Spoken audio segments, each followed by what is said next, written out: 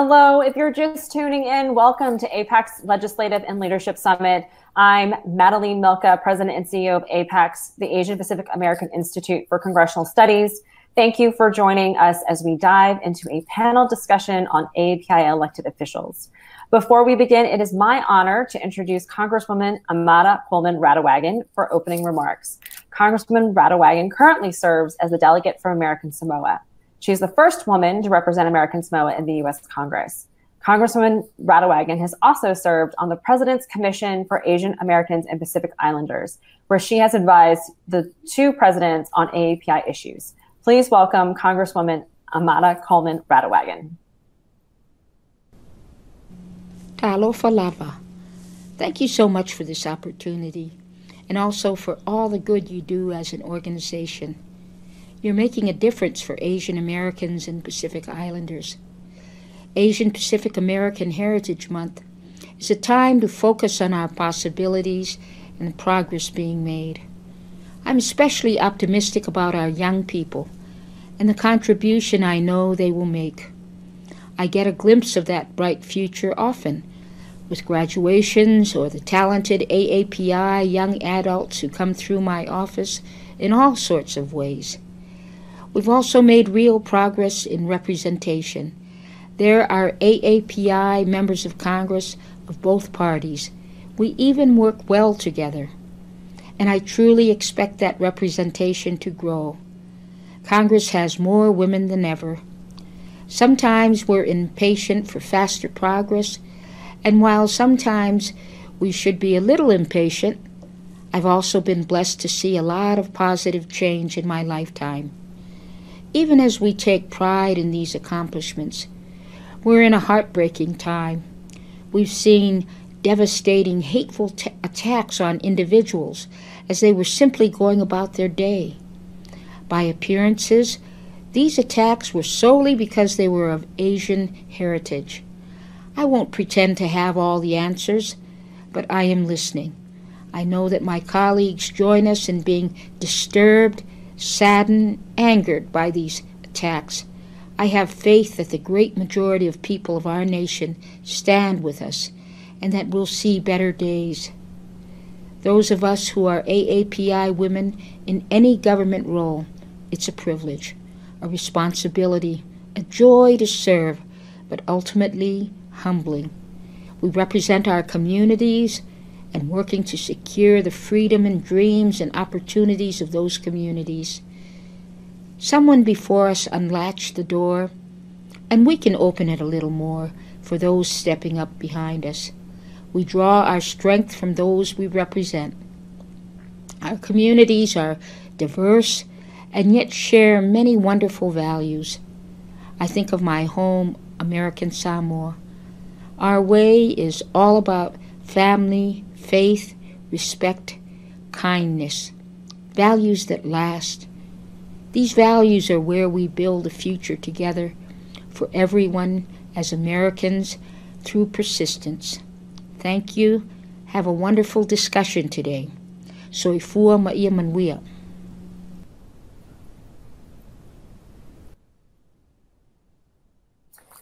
Thank you, Congresswoman Radewagen, for your moving remarks.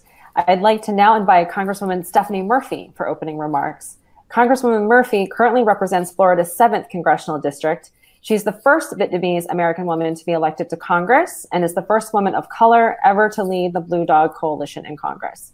Congresswoman Murphy is also a member of the Congressional Asian Pacific American Caucus, or CAPAC. Please join me in welcoming Congresswoman Stephanie Murphy. Hi everyone, I'm Congresswoman Stephanie Murphy, and I represent Florida's 7th Congressional District in Orlando. I'm honored to be a part of this event and thankful that so many of you are tuned in to discuss issues facing the Asian American and Pacific Islander communities. When I was just a baby, my family fled a communist regime in Vietnam to come to America. And along the way, our boat got stranded and we were rescued by the U.S. Navy and then offered safe haven in the United States. My family escaped tyranny and cherished the opportunity to be a part of the American democracy. But for so many families like mine, our experience has not been without its challenges.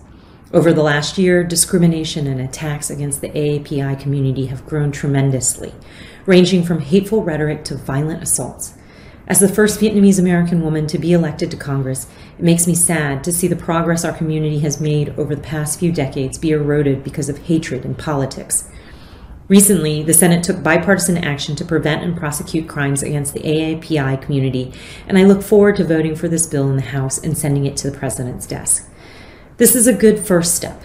We must continue to reject hatred and hold our leaders accountable for their language and their actions.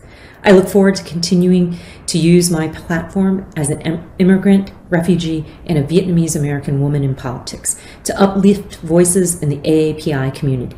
Thank you.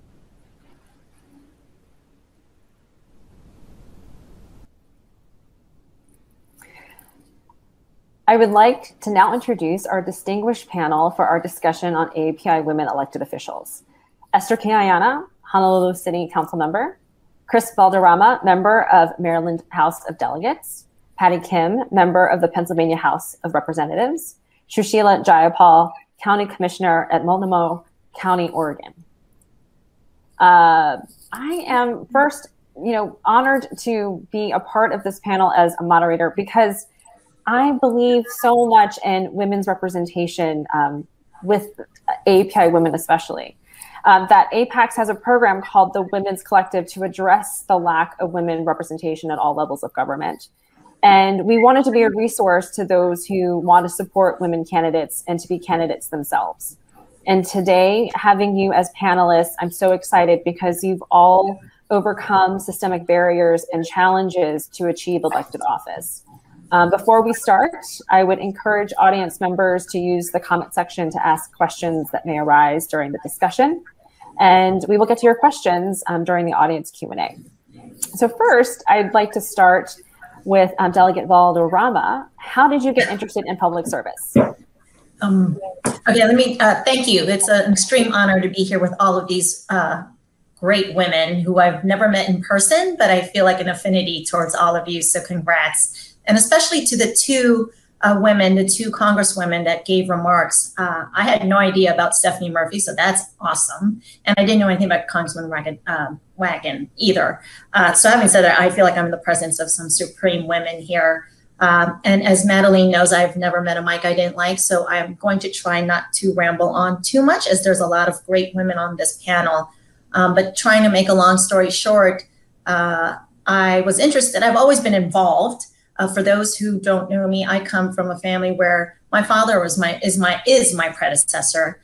He's been in politics since I was young, and one of his positions, or a couple of his positions before getting to the House, was being a probate judge in our county here in Prince George's County in the state of Maryland, and then he proceeded to the House. So I succeed him in doing that. But my father has always instilled in both my sister and I. Growing up, I represent a district in Prince George's County that is described as a African-American affluent county. And that's because the demographics have changed ever since I've been raised here. So I was raised in the district that I represent. I've lived here my entire life, and I'm raising my family in the district that I represent. So proud product of the public school system. I guess I'll just say that that's how I got my start. But I will say to a lot of the women here who are on this panel and who are viewing, I never thought I would be the one in front of the scenes. I'm usually a behind the scenes kind of gal. I'm a mover and shaker and very, have that OCD where I like to get things done, but never did I think I'd be the face. But I think it was one of those things where my parents just said, you can do it. But when you're younger, well, I don't know about the rest of the women here, but I definitely didn't think it would be me. And eventually, as I got older and wiser and raising my own family here, the conversations were made and the decision was made, and it's one I do not regret. So I'm sure there'll be more discussion later on as to more specifics. Thank you, Delegate Valderrama. How about you, Pennsylvania Representative Kim? Happy to be here. Honored to be with these amazing panelists as well. I will make my story brief.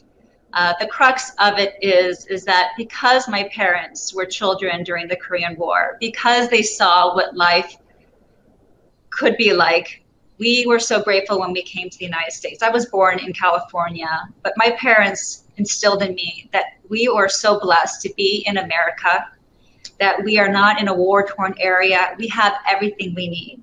So growing up as a young child, I just looked around and it's like, okay, we're blessed, we're blessed.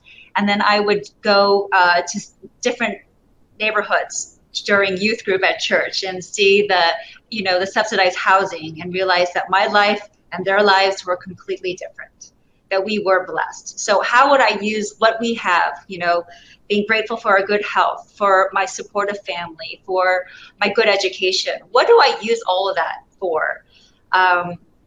And I thought maybe it was nursing. And I went to nursing school and didn't quite work out.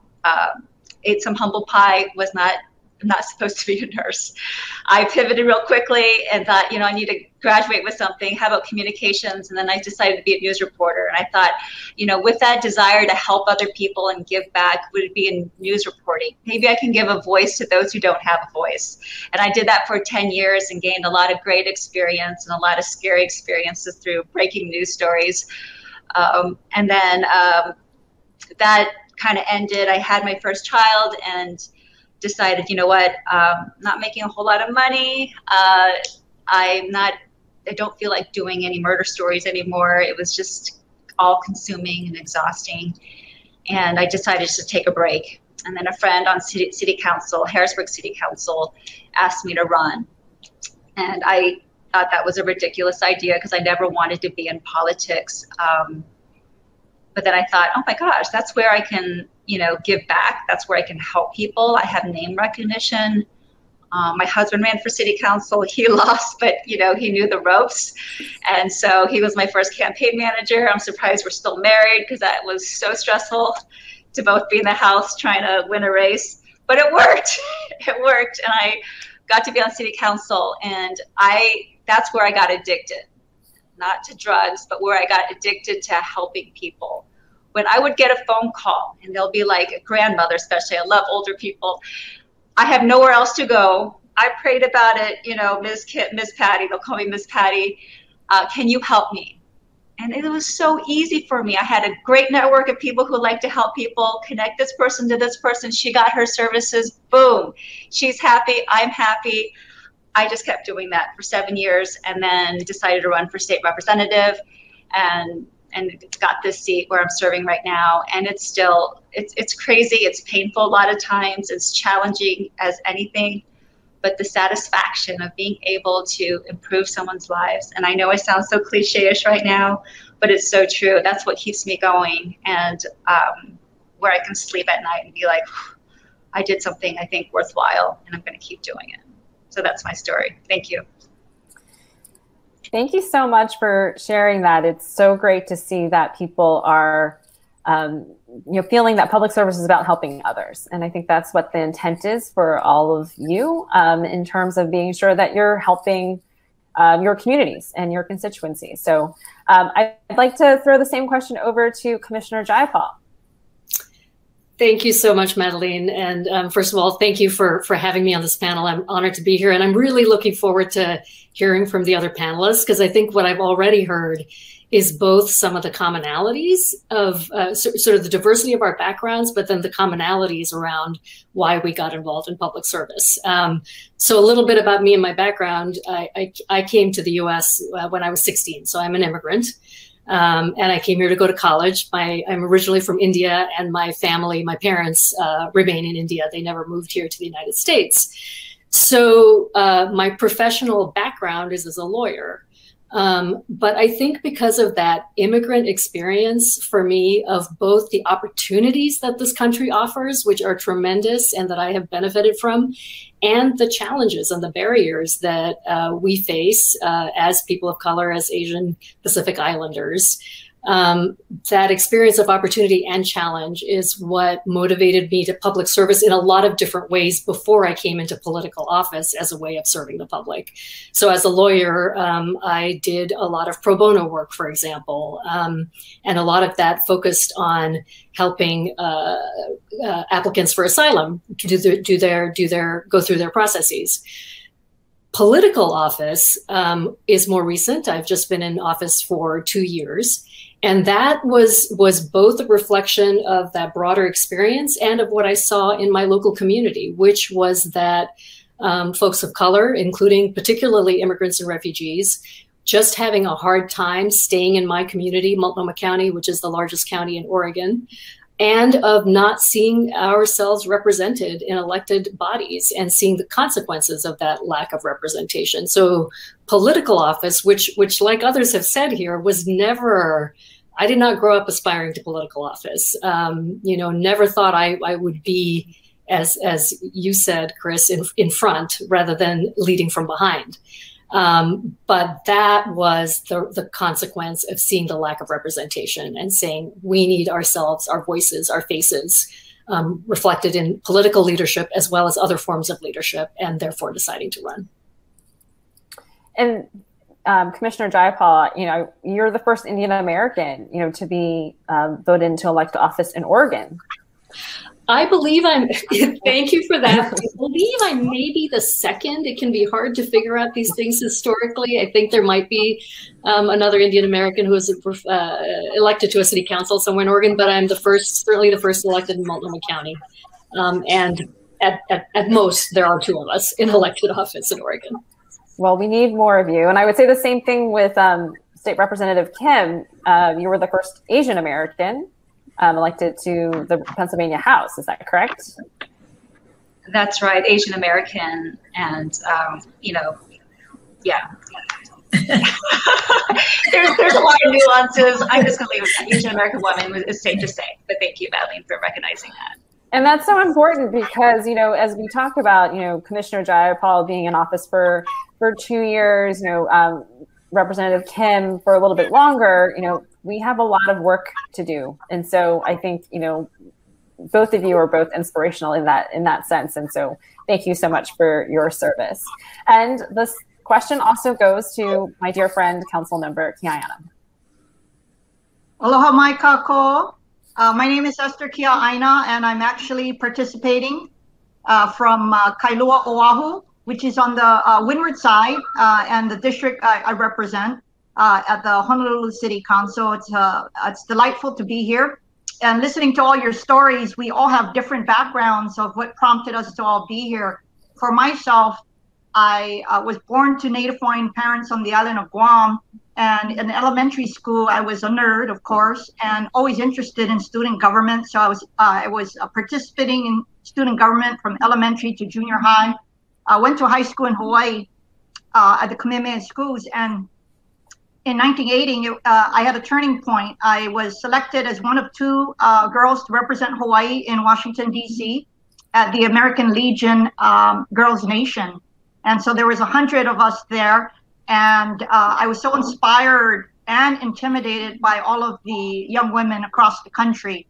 But I had a good time, and I was selected to be the Veterans Secretary. So I was in the cabinet, and we were all senators representing our states. And I vowed that I would never return to DC because I felt inadequate and not as up to par as everyone else. And ironically, of course, if you look at my background, I spent 24 years there. I had a thriving career on Capitol Hill, 17 years working for members of the Hawaii and Guam congressional delegations. And then, of course, I had the honor of serving President Obama as an assistant secretary overseeing all of the territories in the Caribbean and the Pacific. And so public service is part of my DNA. I moved back to Hawaii, got involved with state government. And of course, during my semi-retirement stage in life, I've decided to run for the Honolulu City Council.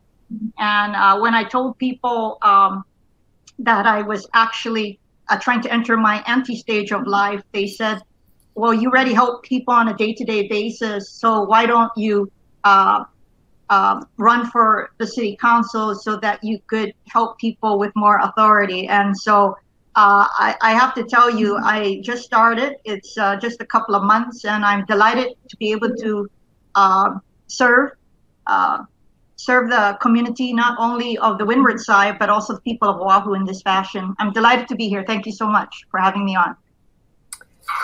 Thank you so much, Councilmember.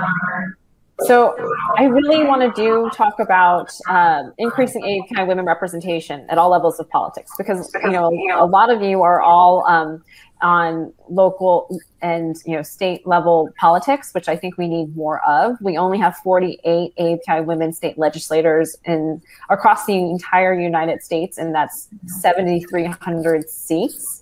And so, a lot of that also comes from people who run in, city councils or county commissioners, and all of those roles are important in seeing how we continue to widen and deepen the pipeline. So I would love to get your thoughts on how we can increase AAPI women representation in elected office. So I'll start with Commissioner Jayapal. Love that question. And of course, the first part of the answer is by doing things like this, by doing exactly what you're doing, these sorts of panels, and by my colleagues and I running for office in the first place. In other words, success in this sphere breeds success. So I was just this weekend, I was at a panel for candidates who are running for school board in Oregon, for AAPI candidates running for school boards across the state of Oregon. And we had 7, and that may not sound like a lot, but for us in Oregon, that is a lot. And it was wonderful. We had a diversity of candidates, a candidate from Burma, a candidate originally from China, a candidate originally from Samoa. It was wonderful to see, and the thing that they had, and I should mention 6 of the 7 were women. So just fabulous. And the one thing most of them had in common was that they had all gone through a training program for candidates. The training program we have here in Oregon is Emerge Oregon. There are Emerges around the country. And I would say that if there isn't one in your jurisdiction, someone else who's out there watching, please start one, because that training is really essential. I think it helps overcome so many of the barriers that keep AAPI women from running for office. Be they lack of networks, be they perception that politics is not for you, be they fundraising. I think that training piece is really essential. And then I would say that, as you said, Madeline, really all levels. And I think school boards are an excellent place to start. Education is a core value for AAPI communities. It's foundational to success. It raises issues that I think everybody relates to and connects with. And so I really feel pretty strongly that school boards are the beginning, or the beginning of the pipeline. Thank you so much for sharing that. And I remember the first time I met you, I think it was in Oregon, and APEX was doing a training there. Actually, it was the first time we were ever in Oregon doing a training. We had 30 some people participate in it. And I had heard about you because you were a candidate then. And I was like, this is going to be amazing if she wins. And so I'm so glad that in the time frame that we've now moved to this point that you are now a commissioner. And so I also want to give a plug to APEX's training, and especially the women's collective training that we're having this summer. And we have a program as a part of the Women's Collective to be able to demystify the process, as I like to say. And so to make government more accessible, but also for you to understand how campaigns work, because it is like pulling back the curtain and seeing that the wizard is really just this really common person. So we want to make it more accessible for people to run for office. So I'll throw the same question over to Delegate Valderrama. Can I say ditto on Commissioner Jayapal? Because she said pretty much everything I was going to say, like no lie, but probably in different words. But having said that, we do have an Emerge program, Commissioner, here in Maryland. I was not an alumnus of it. My alumnus was my father. So I started at a young age, but I think it's a great program. I support it wholeheartedly, both monetarily and whatever they need from me on the ground up. But I think I would say everything you said is correct, in addition to what Madeline said. I would add that I tried very hard to do a grassroots campaign. And so whenever I'm out there every election time, because I'm not one of those who just waits till election time to hit the doors and, hit the pavement running and knocking on people and bothering people. I try to bother people all year round during my term, so they know I'm not one of those people. But I do have an affinity for women. And of course, I have an affinity for women of color, especially our young generation. Me raising 2 daughters, 2 teenagers, I try to get them involved. They could care less right now, but I try to instill it in them as much as I can. But they have friends and who are interested. But I will say, it was either Commissioner or Madeline who made a comment just a moment ago about women feeling, especially women, Asian women feeling that they're not the proper person to be in this position. I think disagree wholeheartedly, especially when it comes to issues that, come before us on whatever level we're on. I will use an example of, I'll use that for later. Anyway, having said that, I like to mentor. I feel that's part of our job as well, especially women of color who are in elected positions. I think it's an important factor that we should implement if you're not already. And so I try to get women to understand why we need to be here. Susheela, you mentioned you had a small group of 7. Our Asian caucus, which I'm currently the chair, but I'm ready to give it up for the outgoing chair, we're only 10. And, so I'm one Filipino. I believe we have 1 Nepalese, 2 South Asian, 3 Chinese, and 2 Korean, which I'm so proud of, right? And everyone's, well, can we join your caucus? And I hate to sound like I don't include everybody, but I feel it's a special group.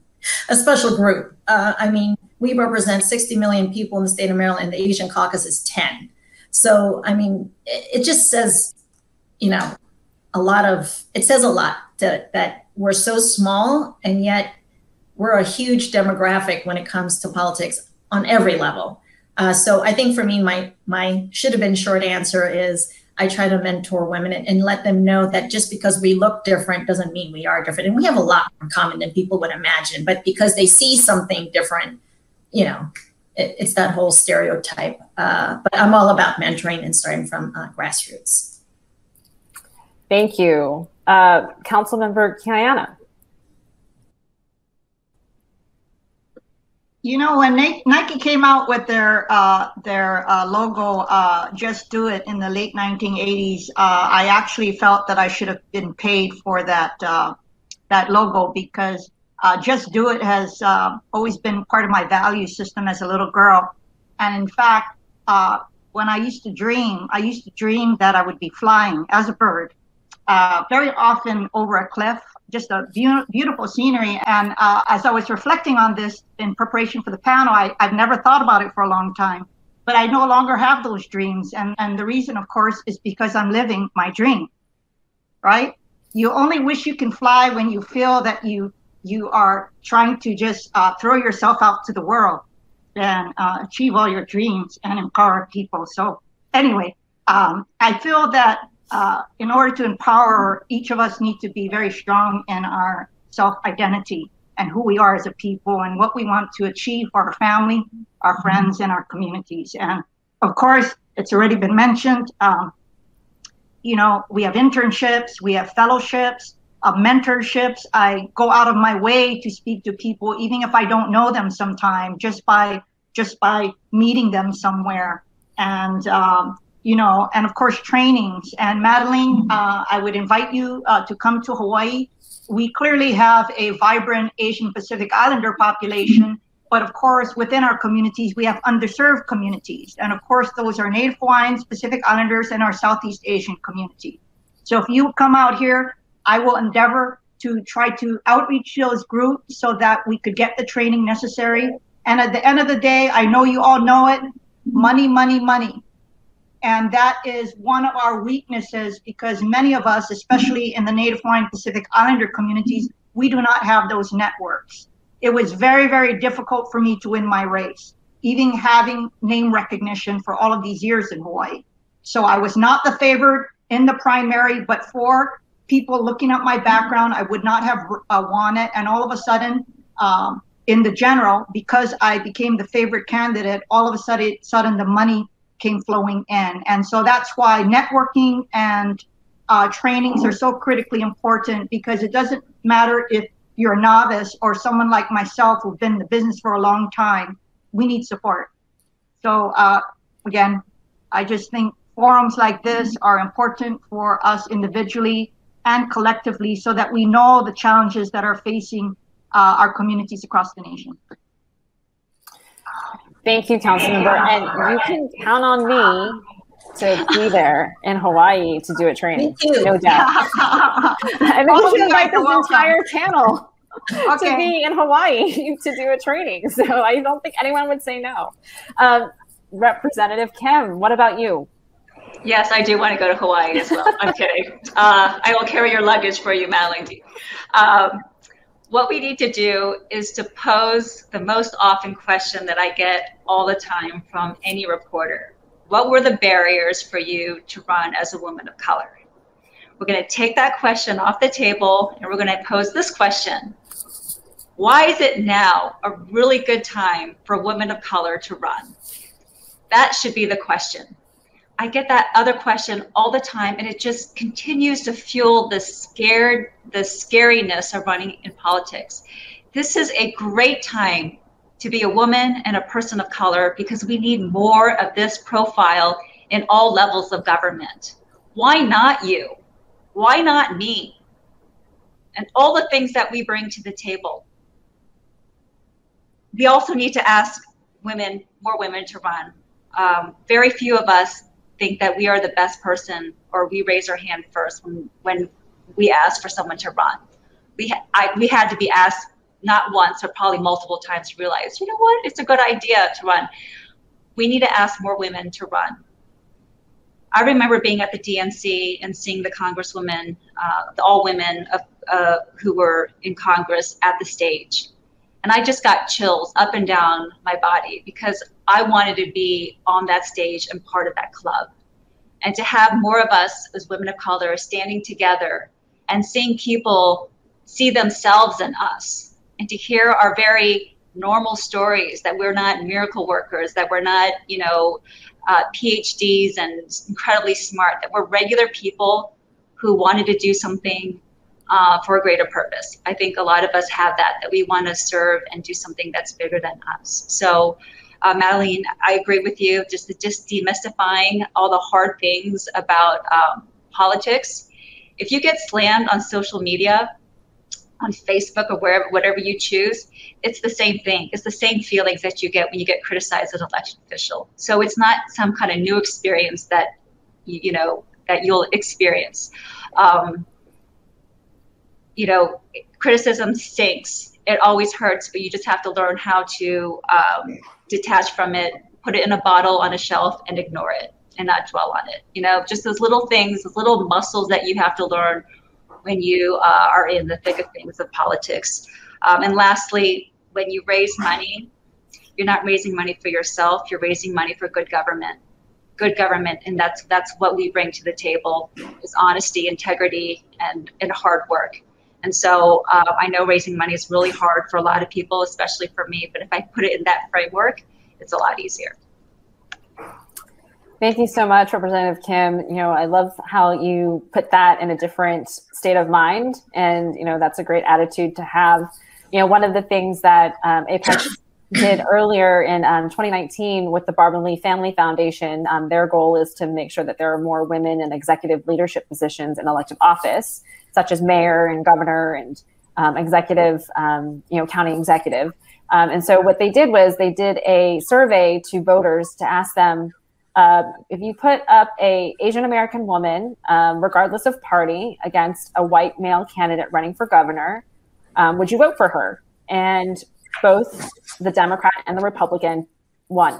And so meaning, we definitely have the skills and qualifications and experiences to be elected leaders, even at the highest level within your state. And so the profile of the individuals, regardless of party, is that she was a 50-something-year-old individual who could have a multiple assets of either being a community advocate, either someone who has worked in public-private partnerships, or someone who has created economic opportunities without any level of elected service prior. So meaning she's never held elected office before, but she has those three different types of skills that people would think that she was a viable candidate. So I highly recommend that people go to the AAPI's website and look at the Women's Collective Resources materials, because it shows you the poll and it shows you the questions that were asked so that you could see exactly how those winners were derived. And so that, I think, is a major demystification for AAPI women's attitudes towards running for office, and especially for executive office such as governor. So I'm looking to all of you. You already have public service, which is, again, an asset and a bonus, but you already do the three things that we already talked about. So I hope to see all of you running for governor one day in your respective states. Moving on to how your heritage and upbringing has shaped your view on civic duty and public service. We all come and we all know that the Asian American community, Pacific Islander community, is very distinctive and has, we're not a monolith. So I wanted to ask you, how has that played into your role in regards to your public service? So I'll start with Delegate Valderrama. Thank you, Madeline. And let me just say, your last remark about one of us running for governor, you sound like my father. I'm like, oh my God, I have a hard enough time doing what I'm doing now. But having said that, I mentioned earlier in our program that my father is my predecessor. So you ask about how our heritage, in my case, I'll go with this path. So my father became the first Filipino American to be elected to the Maryland legislature, but not just in Maryland, I have to emphasize mainland, Councilwoman, I have to emphasize mainland because I'm not including Hawaii because we had Governor Cayetano who is Filipino. So he made history. So that was a lot of pressure on me as a child, but especially when I decided to run, because there was a lot of talk in the API community. We say we encourage one another, and we do, but yet we're the first ones to pull each other down as soon as someone has an interest. I can't speak for all the different Asian communities, but I'm speaking for mine because I've been subjected to it. We call it the crab barrel, where we support one another. The next thing you know, someone's trying to pull you down as soon as you either try to make it there or make it there. And so when my father was elected and when I got elected, but more so when I saw him get elected, I never understood what the big deal was. I was much younger and everyone made a big to-do about it. When you're not involved in it, when you're not really interested at the time, it kind of just goes in one ear and the other. You're like, oh, great, Dad made history. But then when you get older and you look at it more, and then I got older, I really, really, obviously I respect what he has done, but when I look around the nation and see the people of API descent who make it to elected office, I give props to those who are just volunteers, but those who take the risk of putting yourself out there, and that's why I get so personally offended when I see people ridicule, especially APIAs and API women, like, oh God, who does she think she is? She can do something better. And I deal with that on a daily basis. Madeline knows where I come from. I'll put a tidbit out there. Madeline and I went to high school together, so she knows very well where I come from. And we are a dense community. I mentioned the demographics have changed, but everyone's going to look out for their own, which makes total sense. But because I'm not African American, because that's the majority community in the county, they think, well, how can she look out for us? And as I said earlier, we are all the same. I may not be Black, but I'm a person of color. And so I would always look out for those, the underdogs, always. And so I feel like my heritage, it has shown another aspect of my heritage. For those who are familiar with the Philippines, if at all, the idea of politics there is always corrupt, unfortunately and sadly. And so we're still considered third world. Some parts don't look like it, but we are. And right now there's an administration there. And I always have to watch what I say. I'm not a fan of the current administration that is there in the Philippines. And so it's hard for me to relay politics here on the state level with my community, because especially those who have immigrated here, they have the sense of thinking of politics like it is back home. And I keep trying to emphasize to them that it is not that way. I mean, unfortunately, there are some bad apples in our communities, in our politics, on whatever level. But if we could just focus on the better and not focus from where you came from and how it was there, I try to instill that. And so my heritage has taught me to always represent my community and the entire API community with the most respect and honor and humility, and just give it 110%. Thank you. I will move this question over to Commissioner Jayapal. Well, it's just so interesting to hear Kris's story, because I'm about to exemplify kind of the polar opposite in terms of immediate family history and upbringing. Some of you may know that I have a sister who's in politics, Representative Jayapal, who represents the great state of Washington. And so when people realize that, they say, well, did you come from a political family? Like, did you all gather around your dinner table and talk politics? And the answer is never, ever. My family was not political. The idea of either one of us going into politics was so far from my imagining that I can't really even describe it. My family conversations around the dinner table had to do with how did things go at school. That sort of was the focus of the conversation. So not at all a political background, but I think somebody, either Madeline or Kris, mentioned risk. And so when I think about how my upbringing in particular, not necessarily my heritage, but my upbringing affected my path, what my parents did exemplify for us was risk-taking. They left India when I was 7 years old, and my sister was 4, and they went to Indonesia. So I spent a good part of my growing up time in Indonesia, Singapore, and then back in Indonesia. Leaving India to go to Indonesia was an enormous risk. It was a leap into the unknown. And then they sent me and then my sister here to the United States to go to college. Now it's quite common for folks to come from other countries to come to the US to go to college. At the time, it was quite rare. There were maybe a handful of we were called foreign students or alien students or something like that. There was a handful of international students at my college. So again, my parents took this enormous risk by sending us into the unknown and into, I think, what they thought was likely to be a world of sex, drugs, and rock and roll and education. And the education piece was what they were focused on. So running for office is a risk. Esther, I loved your metaphor of flying and being at the edge of a cliff, because when I decided to run, that was what it felt like. It felt like I was stepping off a cliff and I had no idea where I was going to land. And I was not at all sure I was going to land on the other side of the chasm as opposed to the bottom of the chasm. So, in terms of family upbringing, I think that willingness to take risk has been an enormous influence.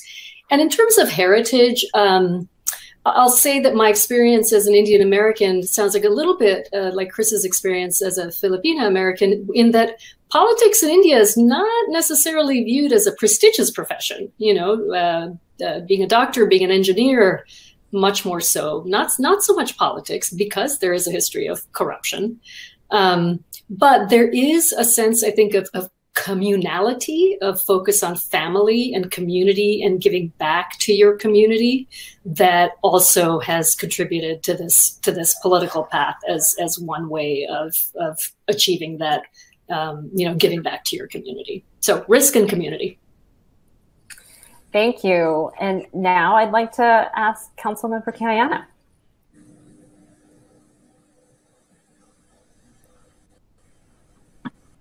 Thank you so much. Clearly, my heritage and self-identity as a Native Hawaiian is at the core of who I am. And I've been so blessed because I've lived all over, right? I lived in Guam, Hawaii, Japan, Los Angeles, and a deal of my life actually in Washington, D.C. And when people would say where I was from, I would smile and give my background. And good people would actually embrace it, whereas most people, I had a hard time in Los Angeles going to college. They could care less. And they say, why do you pride yourself on that? And I said, because where you are raised and what your identity is critically important. And so, of course, it all matters now, right? My being the highest ranking Native Hawaiian in the Obama administration was a culmination of all I've ever worked for, overseeing the U.S. territories where I was raised. And so I always felt that who I was important to my narrative, and that no matter anyone who would try to bring me down, it was at the core of who I was and who I still am, and it guides me throughout my life. Out of all of the values that my parents instilled in me, I think the three most important was respect for all people, and that included those who were ideologically different from me. And one of the reasons I was successful in Capitol Hill as a staffer was that even if a Republican staffer or member did not agree with me, they felt that I was passionate and articulated, did all the homework with regard to my case. And I think that's really important for young women who are trying to get into office. Yeah, you need to have self-confidence to know that the most important thing is what you're fighting for, and that you do your homework, which leads to my other second value, which is hard work. Don't think that you're going to get all these credentials and you're going to get these high-profile internships and fellowships, and then not do the hard work necessary to garner the respect from people that will help you elevate to the next level of your career, right? And then lastly, fairness and equity, of course, is critically important because all my life I've felt that I'm fighting against the grain, not just in quality of life for our Hawaiian people, including here in Hawaii, but with regard to social justice to remedy the 1893 wrong over the overthrow of Queen Liliuokalani and the loss of lands. And as I will talk later on in one of your other questions, I've been very fortunate to be able to work on issues that have laid the groundwork for social justice for my people. So I'm at a good stage in my life right now, but the values instilled by my parents still guide me today. Thank you so much for sharing. And Representative Kim? Sure, I really enjoyed Esther's response. I echo all of the sentiments about my parents and the respect for each other, not only elders, but for everyone, and that has always been helpful. Quick story, I was in high school in Fairfax County, Virginia, with my sister. We just started a lacrosse club or lacrosse team, and we got a new coach, and one of the parents was so excited to introduce the Kim sisters, Lena and myself, and she said, "These are the best players, coach." And she looked at both of us and she laughed at us. And we proceeded to be the top, goal getter, MVP, VIP, whatever. We were the top players of the team. And so all of our lives, I think everyone here on the panel have been underestimated by just the way we look. Always underestimated or passed over. And, if we had an accent, again, passed over, we weren't mainstream. And so I represent a district with about 50% African-American, 24% Latinx, and then the rest white. And so my heritage, knowing what it feels like to be on the sideline, to be, again, underestimated, to be bypassed, to be othered, I feel right at home with my district and can be able to represent them in a way that I have to go hard and fight for them. I'm naturally shy, I'm introverted, anything that you think a politician should be, I feel like I'm the opposite. So I've had to really bring out my my inner strength, because African-American folks, not all of them, but they want to see you fighting. They want to see you fight with passion, because so many have experienced really painful lives, and to have somebody that doesn't look like them. Again, the Asian American population in my district is like tiny. It's like less than 5%. So I've had to really dig in, recycle the pain that I've experienced, and to show them that I care, number one, I get it, number two, and I'm gonna fight. My quietness, my modestness is not a sign of weakness. I have a way to fight for them in my own way. If I tried doing it a different way, I would look like a fool.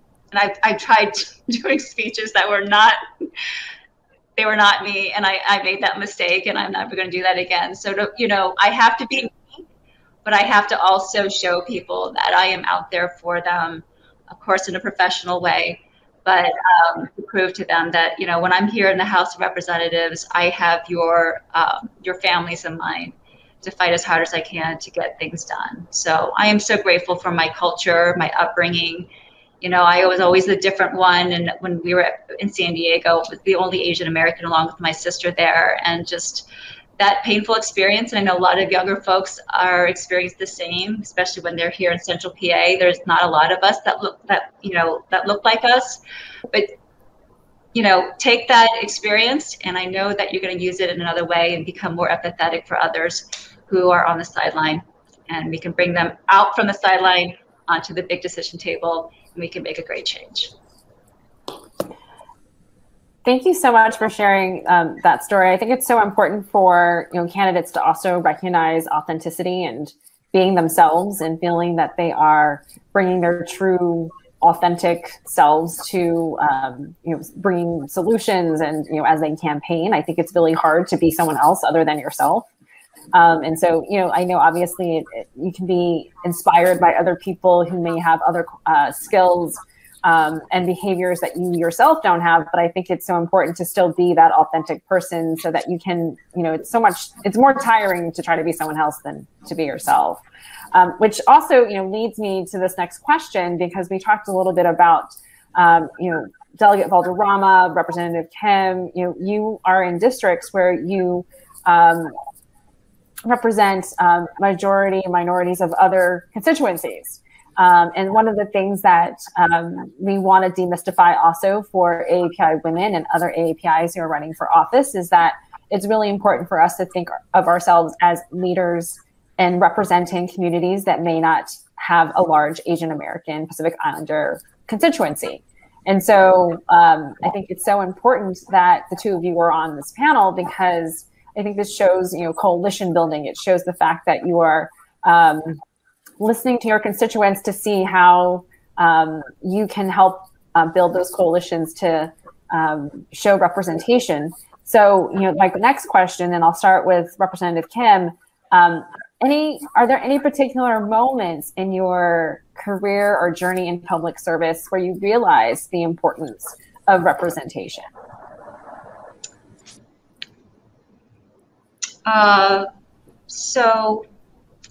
Yes, so recently, as we all just talked about being first this, first that, I'm the only Asian American in the House of Representatives. There's 203 of us in Pennsylvania. And when we had that horrific shootings down in Atlanta, I knew I had to respond. There's, Kris has a, Asian American, committee or, caucus. It's just me, it's me. And so I knew that I had other colleagues who represented a large Asian American population, especially in Montgomery, outside of Philadelphia, Montgomery County area. And so I put out a plan. I knew that the Asian American communities were hurting and scared and concerned. And so I brought my colleagues who, again, represented a large area of Asian Americans. And we had to speak quickly, to respond quickly and say that we are here for you. We know you're in pain. We're going to do everything we can to make sure that we are safe, working with the state police. We're passing some laws to make sure we can educate folks. And so that was something where I was just the only one, and I had that incredible responsibility to step up and to do that. Marlene, just to piggyback on what you said, again, a lot of African-American constituents, Latinx, and very few Asian Americans in my district. And you had said something about, running for school board is so important. Being on city council for 7 years and listening to my constituents and not guessing what people are thinking, not wondering what people are thinking, was really important to me to listen. A lot of people, they get mad at the president, especially, during the Trump era, and they're like, I'm going to run, to be in Congress. And I think that's great, but get all your mistakes out the local level, because when you make a mistake on Twitter, it's huge. Make your mistakes on the local level and build your way up. And I really think that's super important. And to also hire folks that look like the district into your office, because they give me the best advice and feedback, because I'm not homegrown in this area, and they have been invaluable to me. So thank you. Terrific advice. How about you, Delegate Valderrama? Oh, thank you, Madeline. Let me just say, I can't believe that Representative Kim is an introvert. I wholehearters do disagree. I do not see that whatsoever, but kudos to you. And I think that's so cool about Commissioner Jayapal, you and your sisters rock. I think this question, it has hit home more so for me in recent time, especially with all the API hate that's going on. But initially, my answer to this question would be, there was a moment, I just finished my 15th legislative session, And over that tenure, there have been times where colleagues have tried to submit legislation as far as making English the official language in our state of Maryland. And I always looked at that bill like that as the most ridiculous bill I've ever seen. But, you know, everyone's entitled to their opinion and to what bill they want to pursue. But for me, it was more like because, and I can't speak for everyone else on this panel, but I took it personally because why? Because I look the way I look, right? Like I was taking it very personal, and I started inquiring from colleagues about what they thought about this bill. And there was a lot that was agreeing with me. So that's not as a sexy answer, but little things like, well, maybe not little in my opinion, but examples like that makes me realize, you know, the importance of having someone like me, like all of you, us being represented. But again, not to be repetitive, but again, representing the jurisdiction. Representative Kim said her district was like 5% Asian. Mine's less. Mine's maybe just as much or 4%. So, you know, forget about it. And with the mentality, and I've heard it, so I know this for a fact. I'm not saying the majority are like this, but a good number, you know, especially when it comes to election time, you hear all these crazy stories of how we should have someone who represents the district who looks like us, and we're a majority African-American, and that's how it should be. And I'm looking at these people, and I've actually had someone approach me with that same, you know, with that kind of conversation. And I responded simply by saying, I can't say I totally understand where you're coming from, because I was born in Washington, D.C. and raised in the district that I represent now. So I've lived here my entire life. Who cares what color I am? I mean, I know this district better than most, you know, if not everyone else who's lived here as long as they have. So I'm always trying to convey to people that I may look different and I'm not the majority, but I belong here just as much as anybody else. You know, and for those who don't know the county, I was pleasantly pleased to hear that Representative Kim is from the DMV as well. You've been everywhere. Fairfax, Virginia, San Diego. I was like, okay, you guys are worldwide. I'm just here.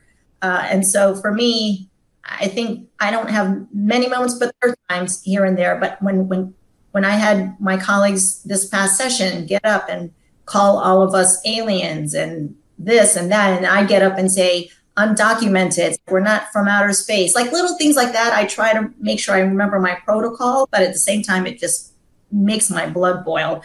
And that those are examples of when I realize, like, yes, I need to be here, and we need more of us here. And kudos to you, President Kim, for being the only Asian, oh my God, I can't even imagine, in your great state. So again, not a sexy answer, but it's those examples in my path, in my journey, where I feel the importance of being here on whatever level that is that you represent. Commissioner Jayapal.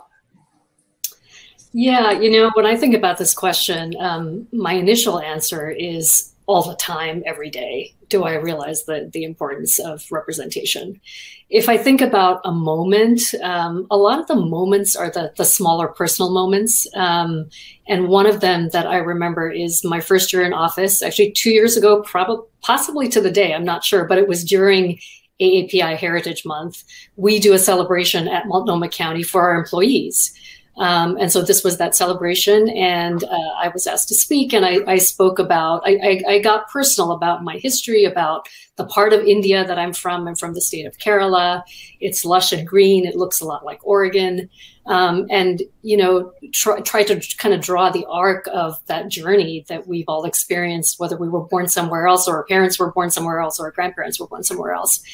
And at the end of it, one of our employees came up, Asian API employee, and just you know, just talked about how meaningful it was for her to hear a personal story, that storytelling and seeing the commonalities to her experience mattered to her. So that was a personal moment.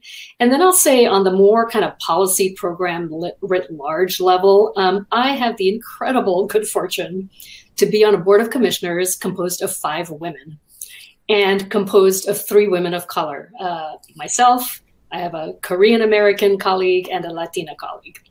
So what I see also is the importance not just of singular representation, but of more than one of us. And I, Patty, I kind of feel for your experience of being the only, and we got to get your company, because asking one set of shoulders to carry all of the change that we want to make, it doesn't happen that way. We have to have representation in numbers. And so what I see in terms of policy impact, to get concrete about that, at my county commission, for example, is that we just declared racism a public health crisis. That was a huge step for our community, and for our African-American community in particular, because that's where the greatest disparities are experienced for us. We just passed a preschool for all measure, huge impact on communities of color. I advocated for a novel fund at our state when we were doing COVID relief. We created a fund called the Oregon Cares Fund for Black Relief and Resiliency. So it was a fund specifically for Black people and Black businesses. Pretty path-breaking.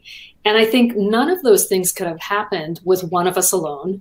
Any of those things might have happened with the help of wonderful white ally colleagues, and having a board of majority women and majority women of color, all women and majority women of color, made the pathway so much easier than it otherwise would have been. And I think allowed us to take risks, again, back to risk, that we would not have been able to take otherwise. So writ small and writ large, it matters every day.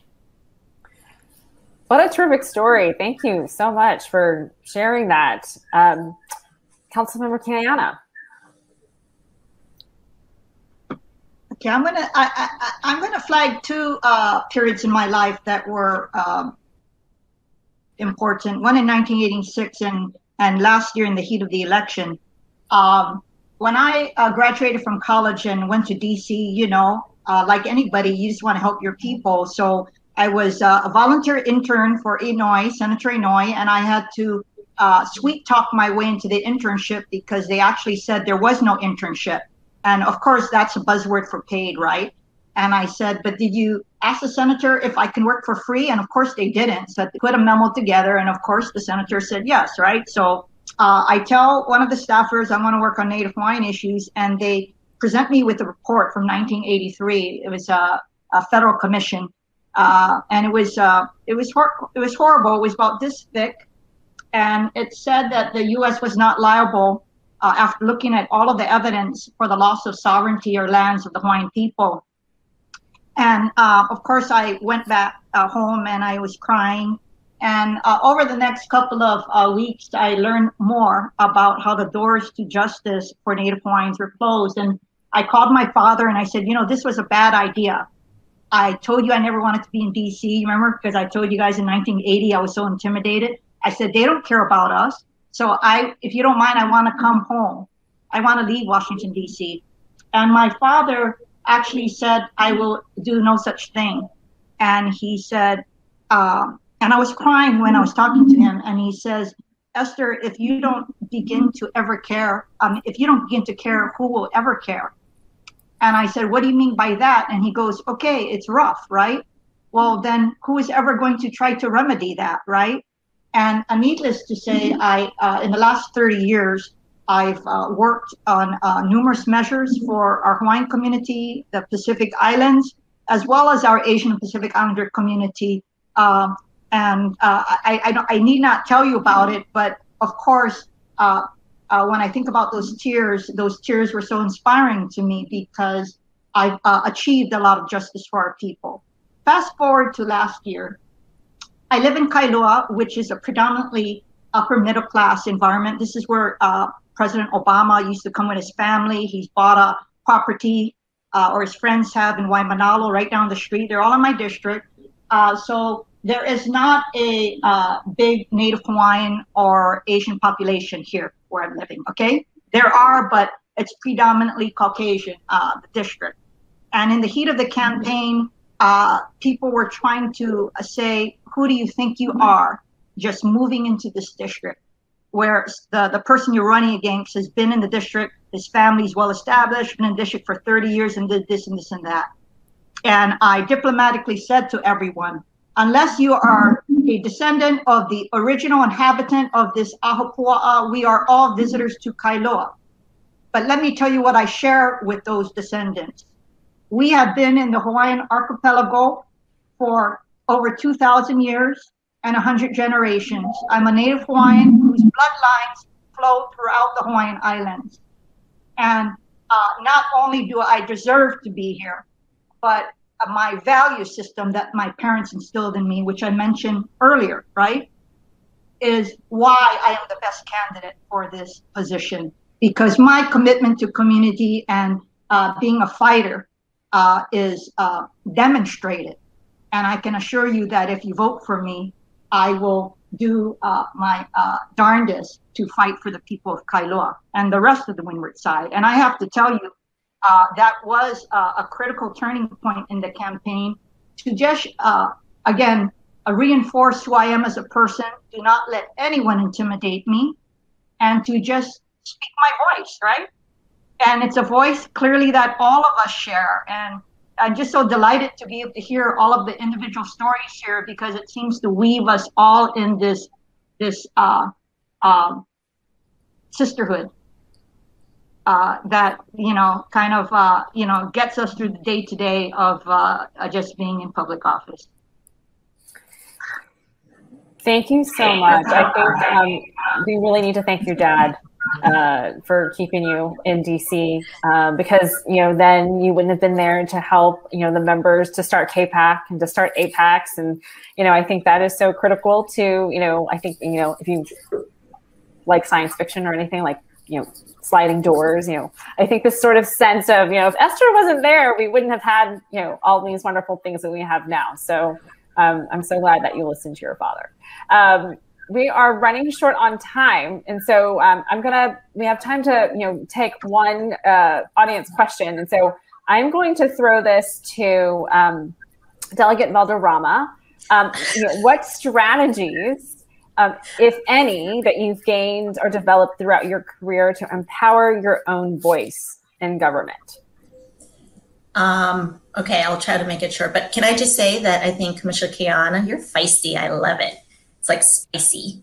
I think we're all spicy. So I haven't really gotten to know all of y'all, but on that note, I think on the non-legislative level, like I'm not in session, I'd say I developed what I think is very important. And I've always made my number one priority that has made my voice strong in my district is constituent service. So I've always believed, I'm all about policy as well, but constituent service is number one for me, because how am I going to get back to doing the policy for our state?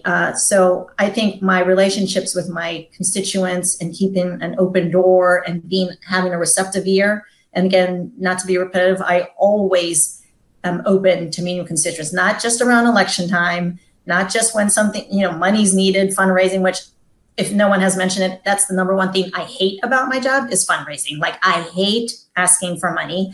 And in my community, I cringe when I do it because, what did you do for me? Or that kind of attitude. So I think for me on the constituent level is just doing my great constituent work. On the legislative level, I think it has helped me tremendously in my 15 years that I've developed. What I do is I don't care what party you are, RD, Independent, Tea Party, Libertarian, I don't really care, as long as we're all actually working on this legislation or whatever the cause or issue is together. And I keep open minds. I do not discriminate on your party. It has worked to my advantage extremely well, where I have colleagues on both sides of the aisle saying, everyone likes you. They do whatever you want. I'm like, well, that's good to know, but I didn't know that was the case. But I think that's number one key, is that if we're truly there to do what we're saying we're there and not just have the title, because I could care less if you call me delegate or not. As long as it's nothing negative or heinous, call me whatever you like.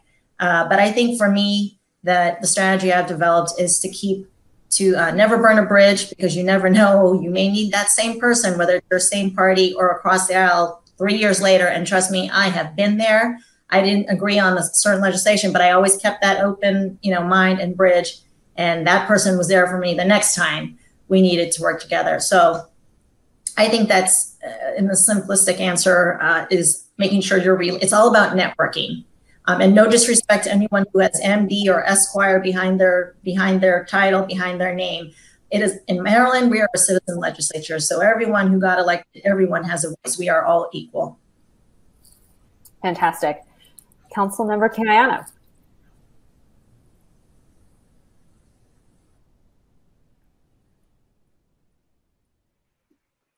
I'm sorry, I thought we were winding down here. Let's see, what are my strategies? Forge your own path, of course, is the most important, and ensure that you don't compare yourself to others. And it clearly was evident in all of our narratives. And we use our narratives to, as part of our strategy in knowing how to navigate the system, but using our narrative to strengthen our hand with regard to how we not just run for office, but deal with people. So that has always been my strategy. And then never look back. Don't say, oh my God, I had my situation.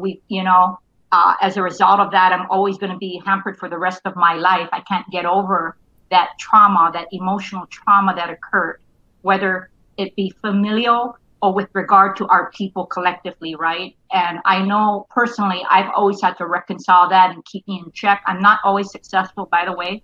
So if you ever come to Hawaii, all of you guys, you can see me in action here. But anyway, that's part of probably the strongest part of my strategy, Madeline, is our all personal narrative in how to empower ourselves to achieve whatever we want to achieve. Thank you. You're such an inspiration for our community. So appreciate all that you've done and will continue to do. I'll throw this over to Representative Kim. I don't know why Esther keeps inviting us to Honolulu. Like, of course we would want to go. I mean, yeah. And then I see the breeze coming along on her, like in her room. It's just, I'm so jealous right now. But let me focus. So real quickly, I thought my biggest weakness was that I was too soft.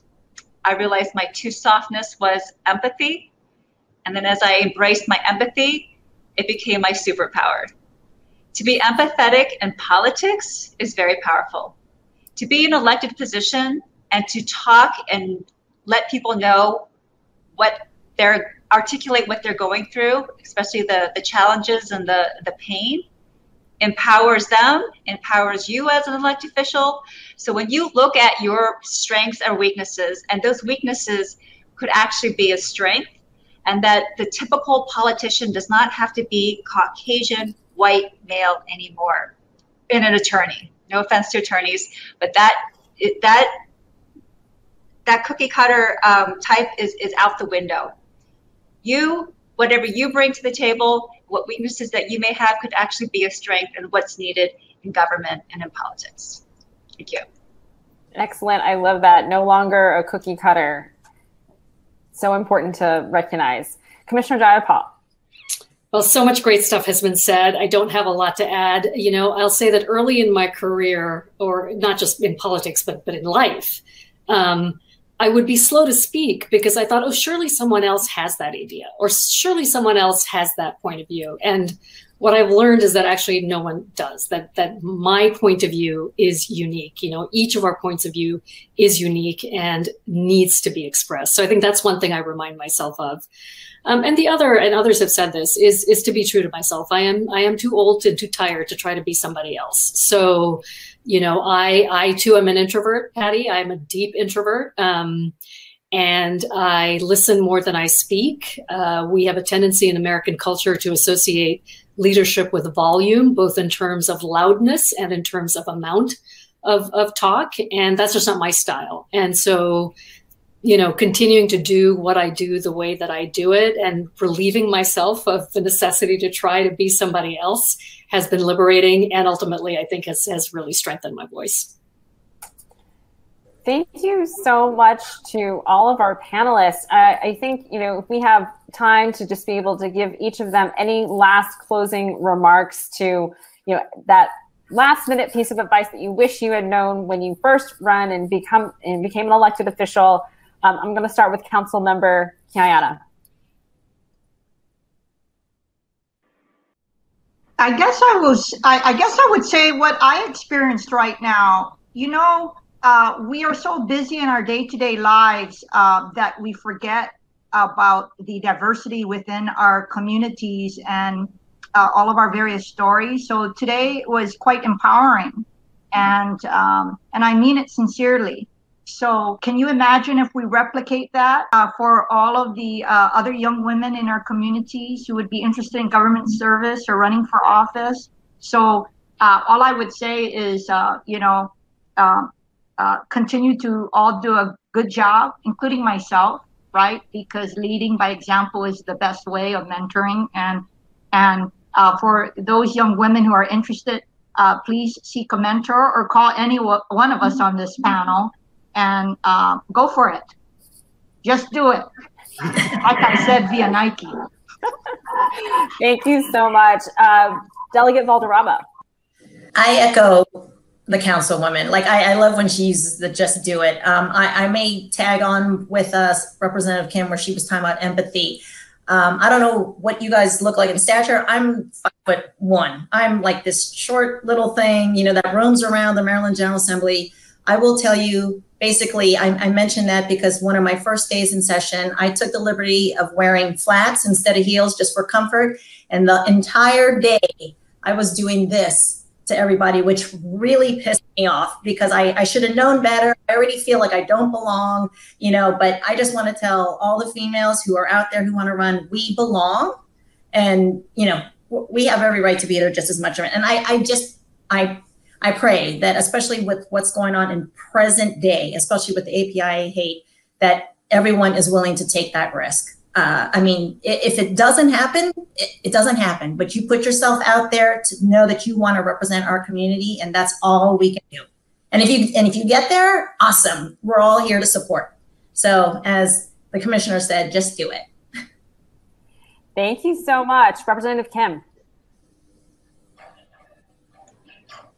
You know, I love that term, you know, girls can't be what they can't see. So we're all here. You can be what we're doing. There are risks. There are risks, obviously, as the commissioner said. But we ask you to try. And if you don't want to be the one up front, then help another woman. Help another woman of color run, support, ask for money so she doesn't have to. I'm kidding. But support other women, because we're, you know, when one of us looks good, we all look good. When one of us is succeeding, we're all succeeding. So if it's not you, then let's support another woman. Terrific advice. And Commissioner Jayapal. Well, I think mostly ditto to all of that. That was all such great advice. The only thing I can think of adding is something that I often tell young folks who come to ask me about running for office is, you know, think about what you want to do, not necessarily what you want to be. So think about what you want to get done and then find the path that gets that done, as opposed to identifying a specific position that you think you want to aim for. Other than that, Kris, I am 5'1" on a good day, so I'm joining the club. We are who we need to be in this moment. I truly believe that. And so, you know, to everyone out there, be who you need to be. Follow your instinct, follow your voice, and in the immortal words of Esther, just do it.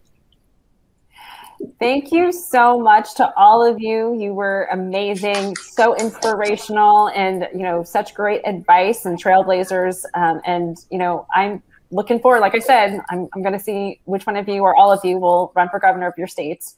I'll support your campaigns. There you go, right there. This concludes our panel on AAPI women elected officials. If you would like to participate in more AAPI women-focused events, please join APACS for our Women's Collective workshops throughout the year and our upcoming summit on August the 12th. We'll now take a 30-minute break before our next panel. And again, much gratitude and appreciation to our panelists today. Thank you all for watching. Thanks.